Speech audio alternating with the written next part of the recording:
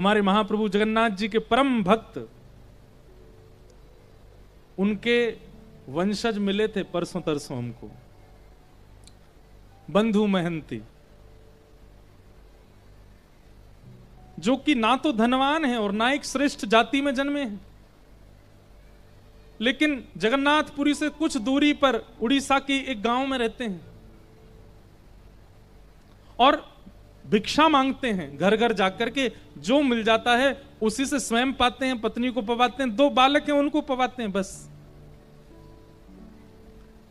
लेकिन कभी कभी ठाकुर जी इतनी परीक्षा ले लेते हैं कि आज 5 दिन निकल गए और बंधु महंती को पाने के लिए किसी ने भिक्षा नहीं दी है। सब लोग इधर देखो, सावधानी से सुनो।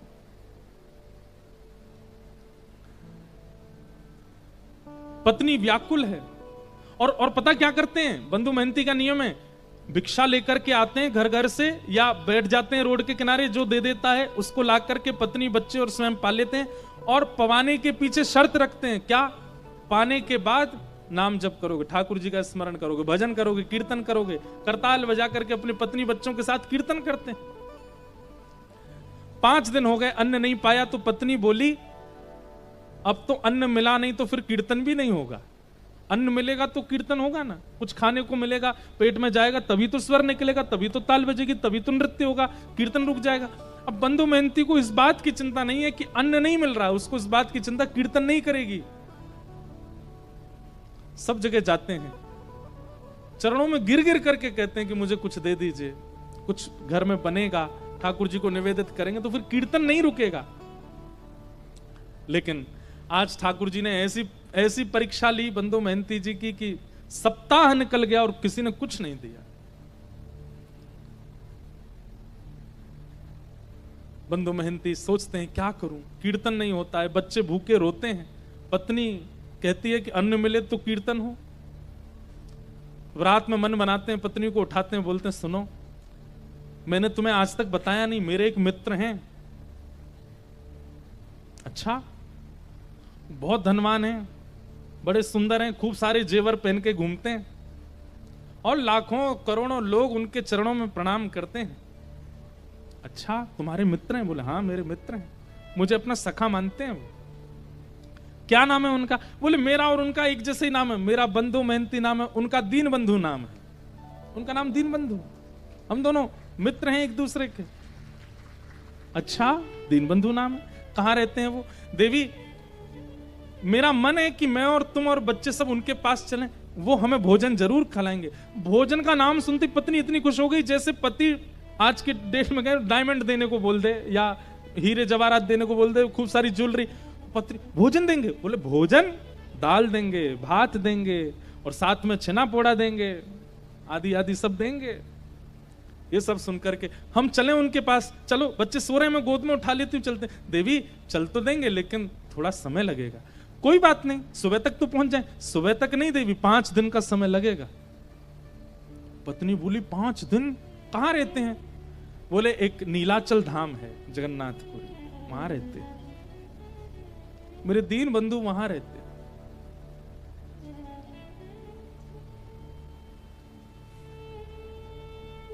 पत्नी से झूठ बोला है, मेरे मित्र हैं।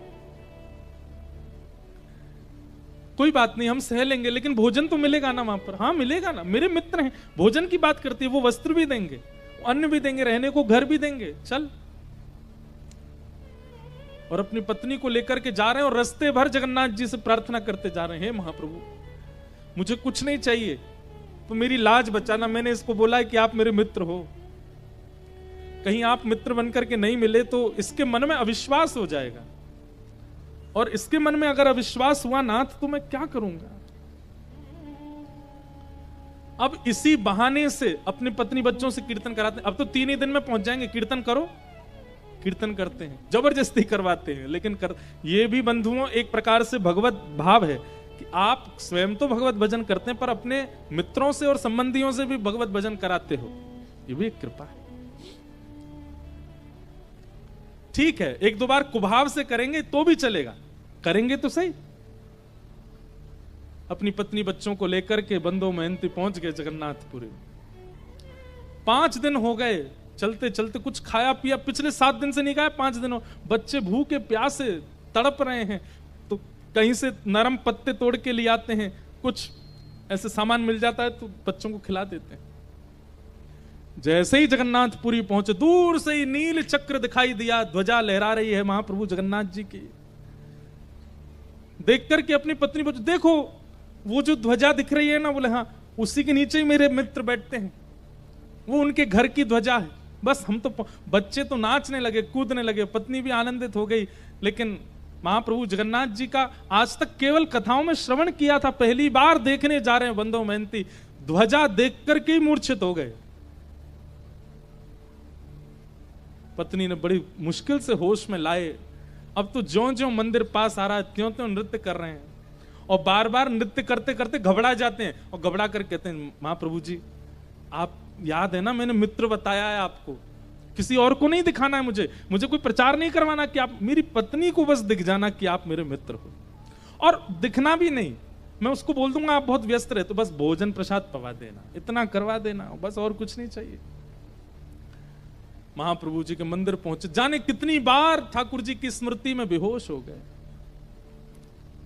जगन्नाथ जी के मंदिर में प्रवेश किया, महाप्रभु जी के सामने जैसे ही पहुंचे, आहा, जगन्नाथ स्वामी नयन पथगामी भव तुम्हें, महाप्रभु जी के जब विशाल नेत्रों का दर्शन और ये आजानुलंबित भुजाओं का दर्शन किया, बंदो महंती नाचने लगे, दौड़ने लगे भीतर की ओर, मानो जैसे महाप्रभु जी बुला रहे हो। देख, मैंने कही थी ना मेरे मित्र हैं, मुझे देखती देख भुजा खड़ी कर ली इन्होंने, कह रहे आजा गले मिल ले। हाँ भुजा तो जाओ मिल लो, अभी नहीं ना, अभी वस्त्र नहीं धुले मेरे, अच्छे स्वस्थ वस्त्र पहनूंगा, ना धो के तैयार, तब जाऊंगा भीतर। एक लाज तो बचा ली ठाकुर जी, अब दूसरी कुछ प्रसाद पवा देना। ऐसे बंदो मेहनती रात भर बैठे रहे मंदिर के द्वार पर, किसी ने भोजन नहीं पूछा। पत्नी बोली, आप तो कह रहे थे कि आपके मित्र भोजन पवाएंगे, दाल भात और जाने क्या क्या आप हमको प्रलोभन दे रहे थे। अरे तू देखा नहीं कितनी भीड़ थी अंदर, कितने लोग बैठे थे वहां पर, अभी सबसे मिल रहे हैं, वो सुबह तक हो जाएंगे, कराएंगे ना हमको। वहीं बैठ करके चिंतन करते जा रहे हैं महाप्रभु जी, कीर्तन करो कीर्तन करो, और तुम पे तो घूम फिर के कीर्तन आता है, अब तो हम कीर्तन तभी करेंगे जब महाप्रसाद मिलेगा। अर्धरात्रि का समय सब चले गए, और बंधु महंती केवल हाथ जोड़ करके रुदन करते हुए ठाकुर जी से प्रार्थना कर रहे हैं, नाथ लाज बचा। और तभी महाप्रभु जगन्नाथ जी एक ब्राह्मण का रूप धारण करके आए, अपनी सुंदर थाल में महाप्रसाद स्वयं गए रसोई में ठाकुर जी, और जो महाप्रसाद रखा था जगह जगह से हंडियां उतार करके अपने हाथों से ही महाप्रसाद धर रहे हैं, अपने हाथ से ही दाल ला रहे हैं, और फिर ढूंढ रहे हैं कौन कौन सी सामग्री कहां धरी है। सब जगह से, जैसे कोई थाल, माता थाल लगाती है बालक के लिए, उसको ये अच्छा लगता है ये भी पवा देते हैं, ये अच्छा लगता है ये भी तो महाप्रभु जी देख रहे हैं मेरे को भोग में क्या क्या अच्छा लगता है, वो सब सामग्री ढूंढ ढूंढ के निकाल रहे हैं। कटहल की सब्जी धरो, महाप्रसाद धरो, खिचड़ी धरो, इसमें दाल धरो, ये धरो, सब पूरा थाल अपने हाथों से सजा रहे हैं।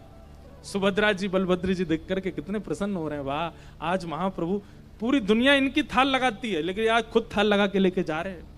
ठाकुर जी को अपनी थाली लगानी नहीं आती, उनको क्या चुपचाप से बैठे रहते हैं, लाडले लाल हैं, दूसरे लगा लगा के देते हैं, पर आज बंधु महंती की थाल खुद लगा रहे हैं। और थाल के ऊपर वस्त्र रख करके, अपने कंधा पे, विशाल थाल है, कंधा पर रख करके ठाकुर जी बाहर आए, और बाहर आकर, अरे कोई बंधु महंती नाम का आया है क्या? बंधु महंती तो नाम सुनकर के, मेरा नाम किसको पता भाई? मन में सोचा, पत्नी तो सो गई, मन में सोचा कोई और होगा बंधु महंती मेरे जैसा, लेकिन देखा कोई और है भी नहीं, अकेला मैं ही बैठा हूं। ठाकुर जी बड़ी अपनी भौं चढ़ा करके, और जैसे कोई बिना भाव दिए बात करता ना, ऐसी बात कर रहे हैं, ए भाई कौन हो तुम, कहां से आ गए हो, ये फटे पुराने लत्ते पहन, यहां बाहर निकलो, यहां से चले जाएंगे भगवान, पर हम ही बंधु महंती हैं। तुम बंधु महंती हो? बोले हाँ। अच्छा, अपना और परिचय बताओ। बोले और तो क्या परिचय है? परिचय यही है कि मेरे पास ना तो घर है, ना व्यापार है, ना संपत्ति है, ना धन है, कुछ भी नहीं है, ठाकुर जी को अपना मित्र मानता हूं बस। अरे यही परिचय तो पूछ रहे थे। महाप्रभु जगन्नाथ जी आए थे स्वप्न में, और स्वयं भगवान ही कह रहे हैं, बोले प्रभु महाप्रभु जगन्नाथ जी आए थे स्वप्न में, स्वप्न में आके बोले मेरा मित्र बंधु मेहनती। बोले 1 मिनट रुक जाएंगे? बोले क्यों? पत्नी को उठा दूं, उसके सामने बोल दो ये बात कि मेरे को मित्र कहा महाप्रभु जी ने। अपनी पत्नी को उठा रहे हैं, पत्नी को उठाया, पत्नी बोली क्या हुआ? बोले देख महाप्रसाद लेके खड़े हैं। एक बार दोबारा बोलेंगे ठाकुर जी ने स्वप्न में क्या कहा? बोले ठाकुर जी स्वप्न में आके बोले हमारा मित्र बंधु मेहनती बैठा है बाहर, उसको महाप्रसाद देख के आओ। सुन करके अब महाप्रसाद देख करके तो बच्चे पत्नी खुश हुए, लेकिन बंधु मेहनती तो ये शब्द सुनकर के ही प्रसन्न हो गया कि ठाकुर जी ने मित्र मान लिया। वहीं रोने लगा, ब्राह्मण के चरण पकड़ लिए, बोले सुनिए मेरी तो योग्यता नहीं मैं उनको जाकर के प्रणाम करूं, आपने मेरी लाज बचा ली, पत्नी मेरी तरफ से दंडवत कर देना, एक बार हृदय से लगा लेना। बोले कि समय मिलेगा जगन्नाथ जी खुद ही बुला लेंगे तुमको भीतर, महाप्रसाद पाओ। और सुनो ये थाल बहुत महंगा थाल है, इसको व्यवस्थित ऊपर पहुंचवा देना मंदिर में। जी जी हम पहुंचवा देंगे। अब महाप्रसाद आया, बच्चों ने पेट भर के पाया, पत्नी ने पाया, बंधु मेहनती ने पाया। बंधु मेहनती को भूख थोड़ी ही थी, वो तो भूख मर गई ठाकुर जी की बात सुन करके। रात में बर्तन धो करके विशाल थाल, उसमें रत्न जड़े थे, इतना महंगा थाल। अब वो तो पूरे घूम आए मंदिर के आसपास, कोई मिला नहीं। बोले थाल किसको दूं मैं? ठाकुर जी की लीला, ना द्वार पर कोई है, ना कहीं कोई स्थान है रखने का। और मन में सोच रहे मैं कहीं भी रख के चला जाऊं तो कोई ले गया तो, अपने पास छुपा करके थाल को धर लिया। सुबह होगी, द्वार खुलेंगे तो भीतर दे दूंगा पुजारी जी को। प्रातः काल होते ही महाराज मंदिर में हड़कंप मच गया। ठाकुर जी का थाल चोरी हो गया, ठाकुर जी का थाल चोरी हो गया।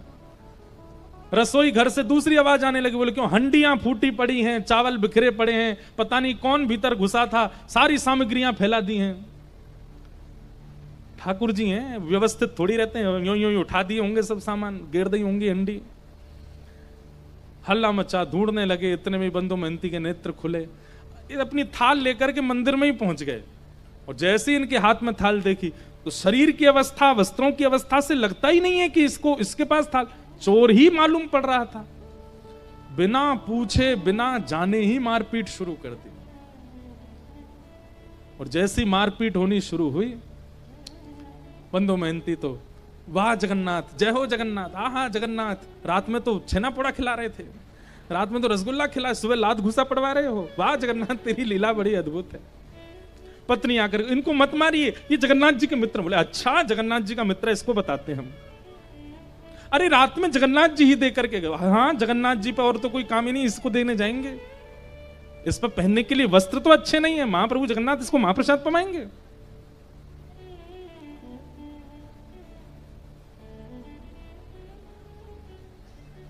इतना मारा कि बंधु मेहनती बेहोश तो नहीं हुए, पर ठाकुर जी के ध्यान में चले गए। बोले नाथ आपकी लीला, श्रीमद् भागवत में गोपियां कहती हैं, मैवम विभोर हति भवान गदितम नृशंसम संत्यज्य सर्व विषयाम तव पाद मूलम। हे ठाकुर जी सब चीज छोड़ करके भक्त आपकी शरण में आता है, लेकिन आप परीक्षा लेने से बाज नहीं आते, आप बहुत परीक्षा लेते हो। बंधु मेहनती चिंतन कर रहा, वाह नाथ आप चाहो तो सब कुछ देते हैं और आप चाहो तो मारते पीटते भी। ठाकुर जी तुरंत दैतापति राजा के स्वप्न में गए और कहे, बोले मेरा परम सखा बंधु मेहनती यार, तुम्हारे लोग उसको मार रहे हैं, अभी जाओ जाकर के उन लोगों को रोको और उन सबको बताओ। उनका दिमाग नहीं चलता, खुद वो स्वयं नहीं विचार कर सकते। जब मंदिर का ताला नहीं टूटा है, मंदिर के अंदर के सांकर तक नहीं खुली है, तो फिर भीतर से थाल बाहर कैसे चला गया? अरे मानव को ताला तोड़ना पड़ेगा, सांकर खोलनी पड़ेगी, तभी वो किसी सामग्री को चुरा सकता है। पर मेरे लिए कोई द्वार नहीं होता, कोई ताला नहीं, मैं जहां चाहूं जा सकता हूं। बता दो, थाल वो नहीं लेके आया, मैं दे के आया, मेरा मित्र बंधु मेहनती आया। राजा ने आकर के सबको रोका। बोले क्यों मार रहे हो? इन्होंने बोले थाल चुराया, ताला खुला हुआ मिला था क्या? बोले नहीं। बोले रसोई घर में सब सामग्री फैली थी। बोले रसोई के ताले खुले हुए? तो बोले नहीं। बोले भाई जब ताले ही टूटे नहीं तो फिर ये सामग्री बाहर कैसे आई? विचार किया तुमने? बोले स्वयं जगन्नाथ जी देख करके गए, जगन्नाथ जी की आज्ञा बता करके क्षमा मांगी और महाप्रभु जगन्नाथ जी ने आज्ञा कर दी। बोले आज से हमारे मंदिर में सब जो भी कुछ धन राशि आती है, जो भी, वो सब सेवा बंधु मेहनती को प्रदान करो, इनको हमारे मंदिर की सेवा दे दो। आज तक महाप्रभु जगन्नाथ जी के मंदिर की सेवा उन्हीं के वंशज करते आ रहे हैं।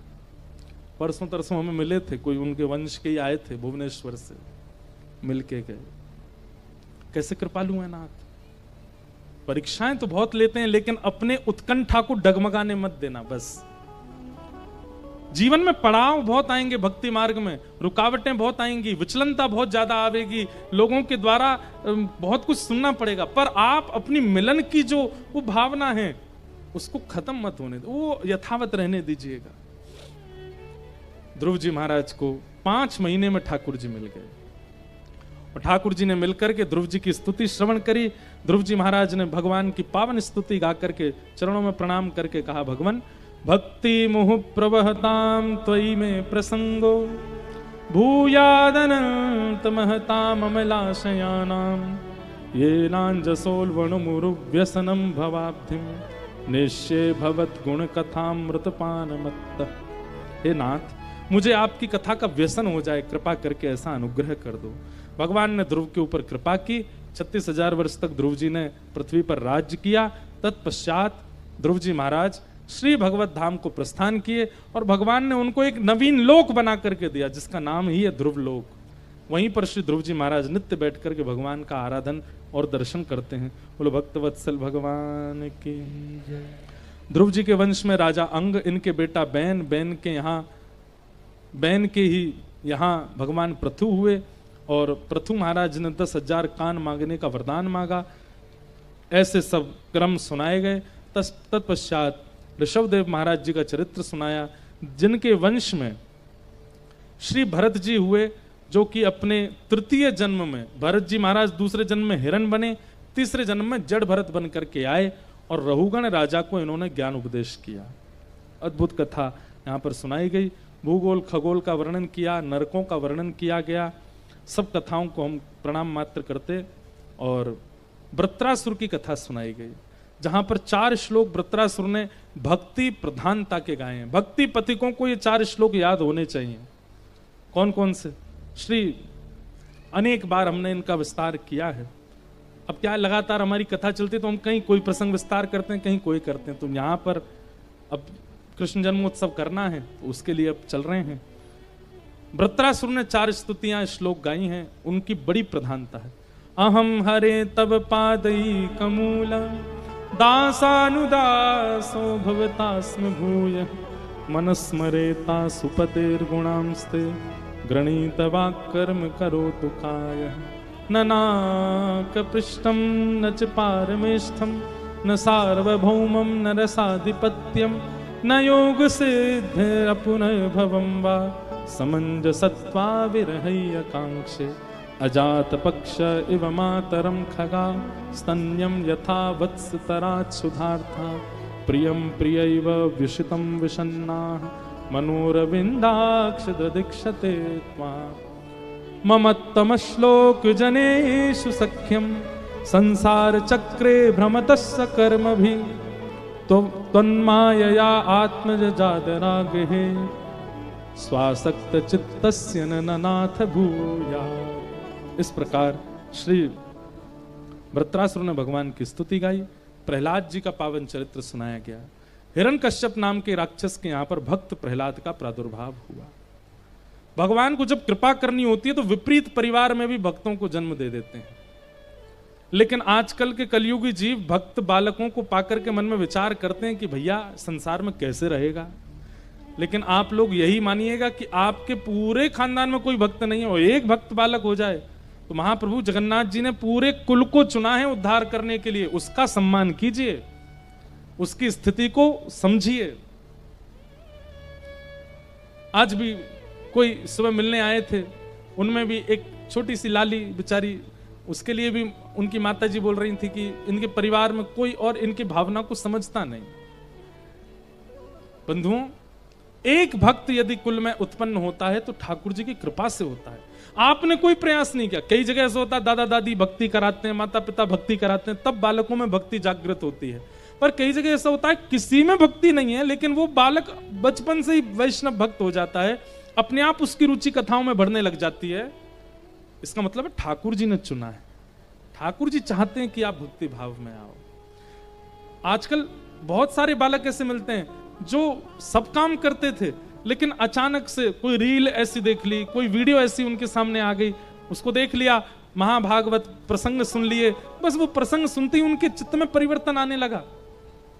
जिनका मैं बात बता, बंधु महंती के जो परिवार के परसों हमें मिले, वो भी बता रहे थे, बोल महाराज जी हम सब कुछ चलता था जीवन में, परिवार में, लेकिन 2 वर्ष पहले कोई ऐसी क्लिप देख ली, ऐसा भाव सुन लिया कि बस तब से सब छोड़ दिया।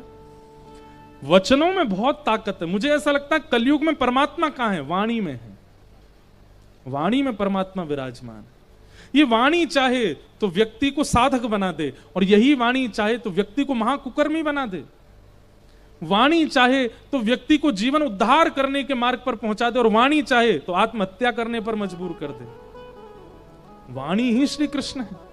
आज पूरी सृष्टि का संचार वाणी से हो रहा है, और उस वाणी में अगर नाम विराजमान हो जाए तो उस वाणी से कितनों का अध्यार हो जाएगा। तो किसी कुल में यदि भक्ति नहीं है और वहां एक भक्त का आगमन हो जाता है, तो इसका मतलब भगवत कृपा करके वहां आएंगे। 2 प्रमाण दे रहे हैं हम। पहला, रावण के पूरे कुल में कोई भक्त नहीं है, लेकिन परम भागवत श्री विभीषण जी हो गए। रावण की वजह से लंका की पृथ्वी पर राम जी के चरण नहीं पड़े हैं। विभीषण ने इतना नाम जप किया है, इसलिए हनुमान जी भी गए हैं, राम जी भी गए हैं, लक्ष्मण जी भी गए, पराम्बा जगदम्बा श्री सीता जी भी विराजी हैं। क्यों? क्योंकि एक वैष्णव वहां रहता है।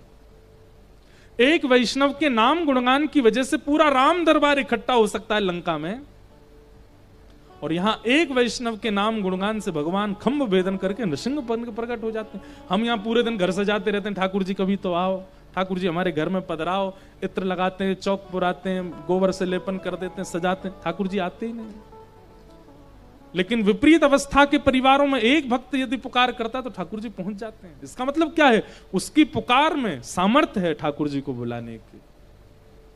हमारी पुकार अभी उस योग्यता से हुई नहीं। प्रहलाद विपरीत परिवार में जन्मे हैं। अरे दूर दूर तक कोई व्यक्ति ऐसा नहीं है जो भगवत। मैं एक बात कथा में कहा करता हूं, माताजी डॉक्टर हैं, पिताजी डॉक्टर हैं, भैया डॉक्टर है, चाचा डॉक्टर हैं, दादाजी डॉक्टर हैं, और तुम भी डॉक्टर बन गए, कोई बड़ी बात नहीं है।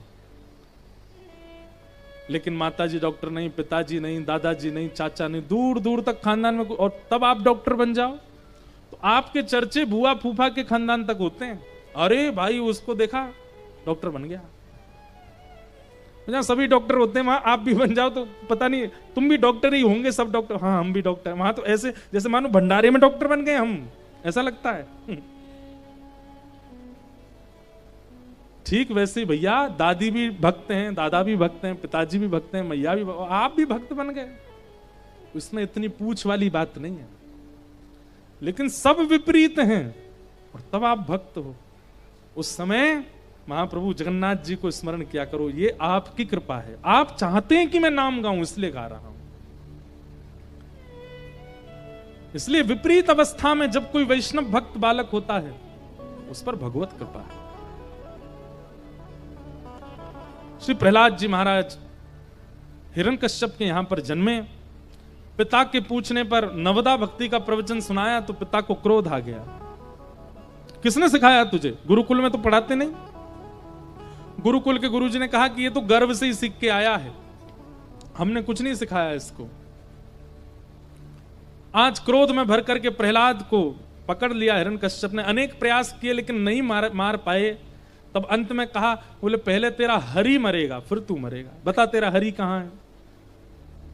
प्रहलाद जी महाराज बोले, पिताजी कहां नहीं है, सब जगह, कण कण में उनका निवास है। खंबायु अग्नि